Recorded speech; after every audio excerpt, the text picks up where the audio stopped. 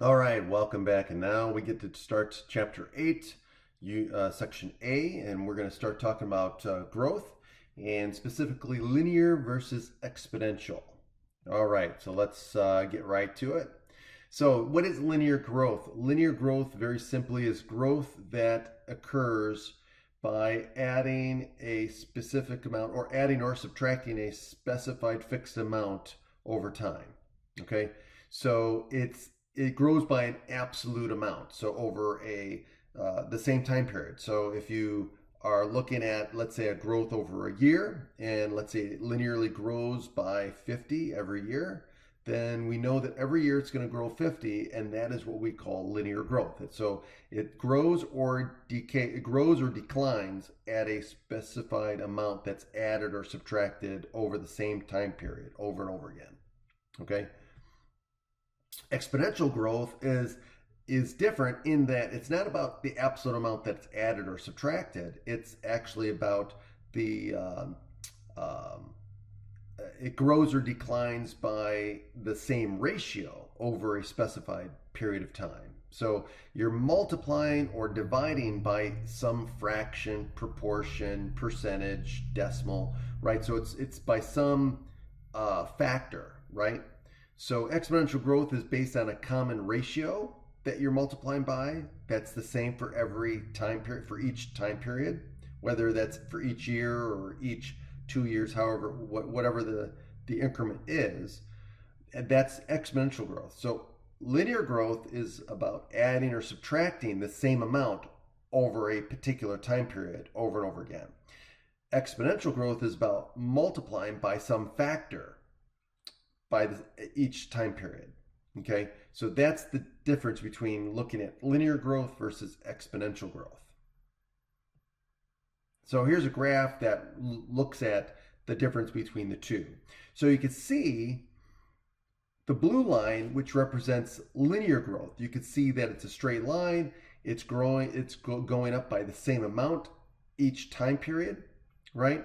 Whereas if you look at the red line, that is an example of exponential growth. Notice how that it's doubling over the same time period. So it's doubles, right? So the factor is 2 in that case. So you can see that it's doubling over each and every time period. Okay, so that's a good visual difference between what we see in exponential growth versus linear growth.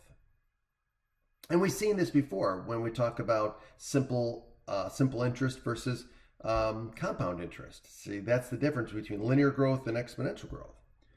Okay, so now in each of the following situations, state whether the growth or decay is linear or exponential, and then answer the associated questions. Okay, so now A says the number of students at Wilson High School has increased by 50 in each of the past 4 years. If the student population was 750 4 years ago, what is it today? So now, the question you have to ask yourself is this growing by a specified amount, or is it declining by a specified amount, or is it going up by some percentage, or is it being multiplied by some percentage, or going down by some percentage? Okay, so that's the question we have to ask ourselves first. So in this case, it's telling us that it's increasing by a specified amount. So it's addition, right? It's not using a percentage. It's not saying, hey, it's increasing by 2% or it's decreasing by 2%. It's giving you an absolute amount, right? So remember, absolute amount, it's going up. This is going to be linear. Okay? So linear means, hey, it's going up by 50 students each year. So that means if 4 years ago the population was 750, that means today it would be up by what? 200 more students, because 50 students per year over a 4-year period means it's going to be increasing by 200 students. So the population of the student population today would be 950. Okay, the price of milk has been rising 3% per year. So this is increasing by a percentage. automatically you're thinking exponential, right? So this is exponential growth because it's increasing by a percentage, by a factor, right? If you said, oh, it's rising by a factor of 2, or it's doubling every year, or it's it's decreasing by a third, all of those would be an indication of exponential growth because it's a common ratio. You're multiplying by some factor or ratio or percentage or fraction, whatever the case may be. Okay. Now here it says, if the price of a gallon of milk was $4 a year ago, what is the price now? Well, if it was a year ago, that means today it would have increased by 3%. So what do? We take 3% of $4 and add it to the $4. So that means if we take 3% of $4, that's 12 cents. So that means today the price of a gallon of milk would be $4.12. All right, now here's C. It says tax law allows you to depreciate the value of your equipment by $200 per year. If you purchased the equipment 3 years ago for $1,000, what is the depreciated value today? Okay, so first of all, is this going down by some factor, percentage, proportion, or is this going down by an absolute amount each year? And the answer is it's going down by an absolute amount. It's going down by $200 each year. It's $200 every single year, okay? So this is linear because it's going down by the same amount. So you're subtracting the same amount each year, okay? So it is definitely linear. Now, if you purchased the equipment 3 years ago for $1,000 and you know that it depreciates by $200 every year, so what would be the value of the equipment today after 3 years? Well, it's going to go down by 200 over each year of the 3 years. So that means it's going to go down a total of $600, which means the value of the depreciated value of the equipment today would be $400. Okay, D says the memory capacity of a state-of-the-art computer storage devices is doubling approximately every 2 years. If a company's top-of-the-line drive holds 16 terabytes today, what will it hold in 6 years? Okay, well, if the memory capacity is doubling, that means what are you doing? You're multiplying by 2, which is a factor, right? You're multiplying by 2 every 2 years. So if you're talking about 6 years from now, right? Then that means it's going to go through 3 doublings, which means if it was 16 terabytes today, it would be in 2 years 32 terabytes, and then in another 2 years it'll be 64 terabytes, and then in another 2 years it'll be 128 terabytes. And so that would be the answer. So it's going to be 128 terabyte hard drive, or what is it, storage device, right? So that's the answer. So this is exponential growth, and the answer is going to be 128 terabytes. E, the price of a high-definition television sets has been falling by about 25% per year. If the price is $1,000 today, what can you expect it to be in 2 years? Okay, so now this is declining. It's going down. So this is a decay type question. You're going down. Now the question is it decreasing by an absolute amount, or is it decreasing by a proportion, fraction, factor, or percentage? And in this case, obviously it's going down by a percentage. And so in this case, this is going to be exponential decay, okay?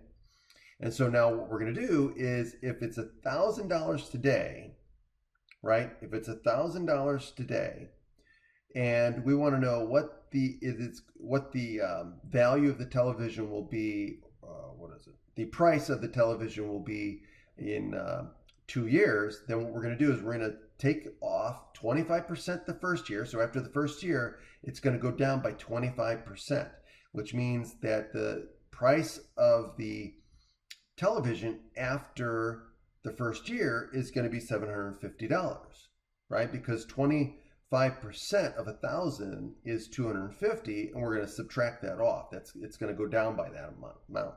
So that's going to be $750. And then at the end of the second year, the $750 price is going to decrease again by 25%.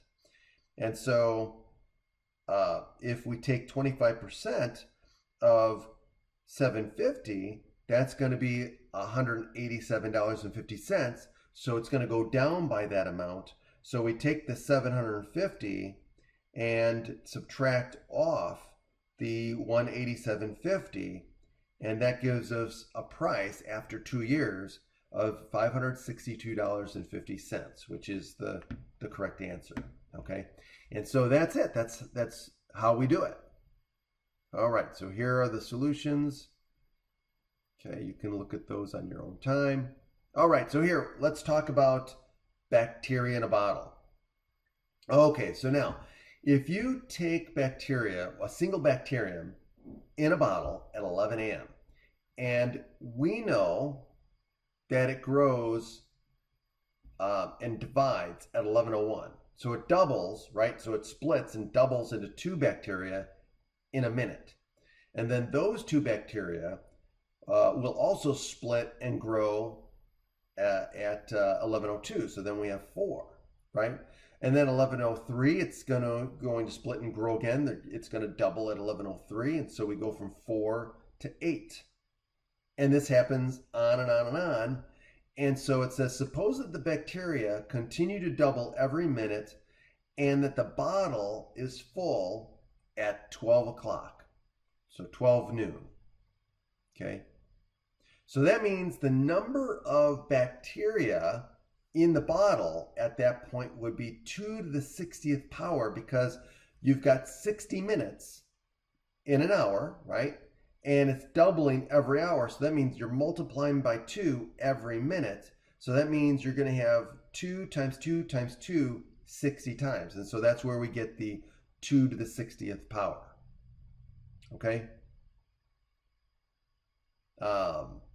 Now, what else does it say? It says, but it says the important fact is that we have a bacterial disaster on our hands because the bacteria has now filled the bottle and the entire bacterial colony is now doomed, right? Because it's taken up all the space or whatnot, right?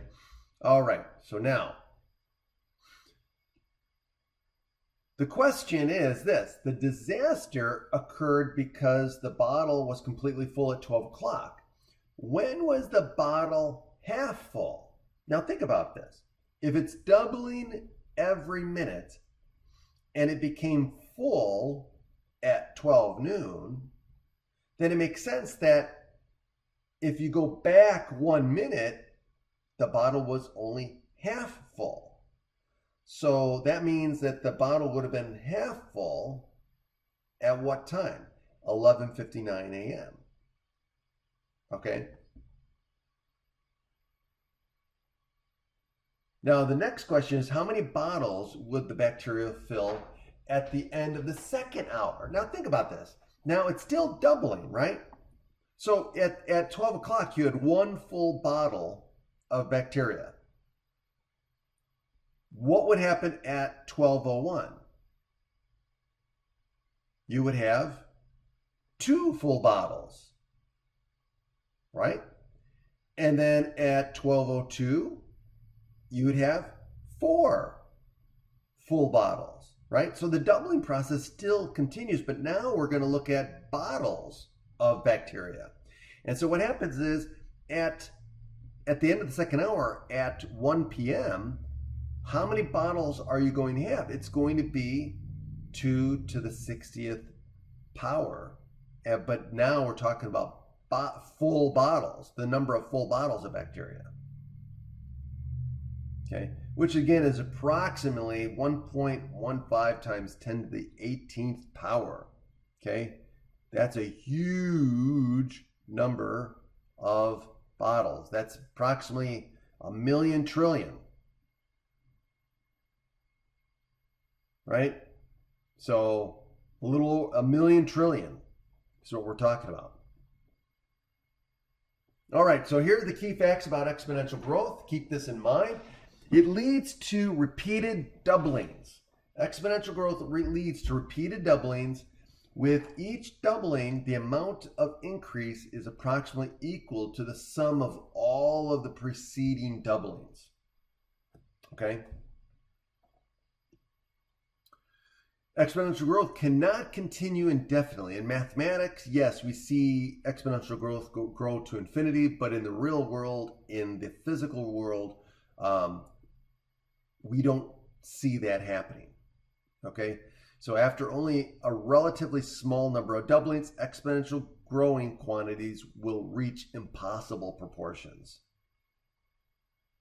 All right, there you go. That covers this section. And again, if you have any questions, please come to my office hours and get some help from me there.